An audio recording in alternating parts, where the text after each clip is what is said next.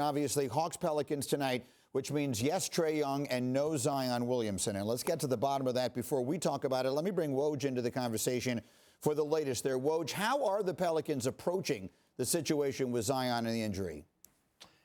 Greeny, the Pelicans are waiting to get some more imaging done on that foot of Zion Williamson's later this week. They need to see if there's been enough healing done to clear him for more activity. Right now, he's cleared to do one-on-0 stuff on the court, to be able to jog around the floor, but he's not making hard cuts.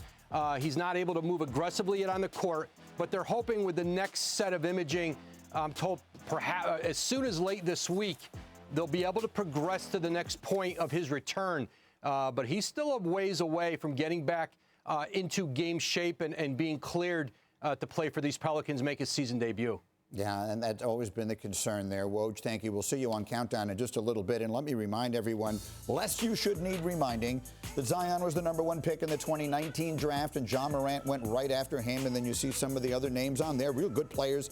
Hachimura's a good player, Reddish, R.J. Barrett, DeAndre Hunter. You see all the names on there. But the real question is this one, Stephen A.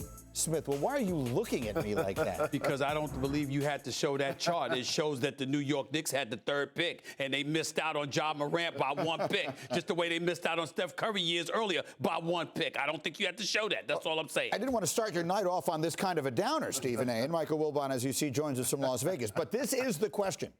Will history, Stephen A. Smith, show that Ja Morant should have been the #1 pick in that draft? I believe it will. I believe it will. I really feel that way. First of all, I think Ja Morant is elevating his stature to superstar status. It's not there yet, but he's getting it. Averaging 35 right now. That's #1. #2, Zion Williamson, counting the 3 to 4 games he's already missed, has missed 73 games in his career. Ja Morant has missed 24. The best ability is availability. And when you look at the greatness of a Ja Morant without denying the obvious greatness of a Zion Williamson, durability was his question mark coming into the league. It's been a question mark for him since he's been into the league. We don't have that concerns for Ja Morant, and that's what it comes down to for me. For the Pelicans, I'll actually say no. And here's why. They just had a starting point guard, Lonzo Ball, that they let walk away and get signed by the Chicago Bulls, and they're undefeated. Basketball is a tall man's game. It's a big man's game. You got to take Zion #1 overall. I got one vote on either side. Michael Wilbon, break the tie. Did they make the wrong pick? Yeah, I'm taking Ja.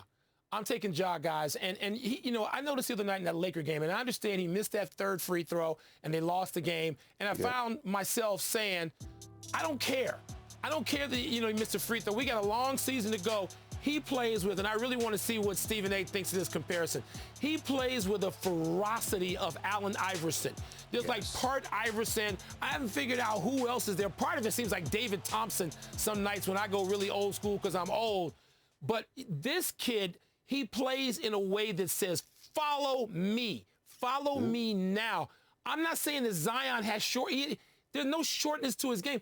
But the availability portion of this, you can't count on him being there. And you know what that reminds me of? Kevin Durant was taken 2nd in the draft behind a 7-footer who was supposed to be a greater player. And Odin could never be there. And I don't want this to remind me of that because I want to see Zion play and play a lot and play to his potential.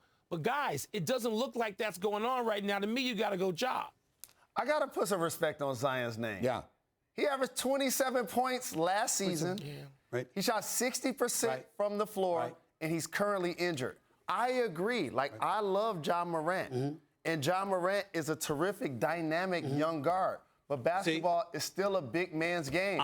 They don't regret taking I'm going to start accusing you of being a fake news organization of yourself. No one questions Zion Williamson's greatness. We know he averaged 27 and 7. We know what a monster he can be. What we said was availability is an issue because durability. No one questioned his game, Jalen Rose. Nobody. But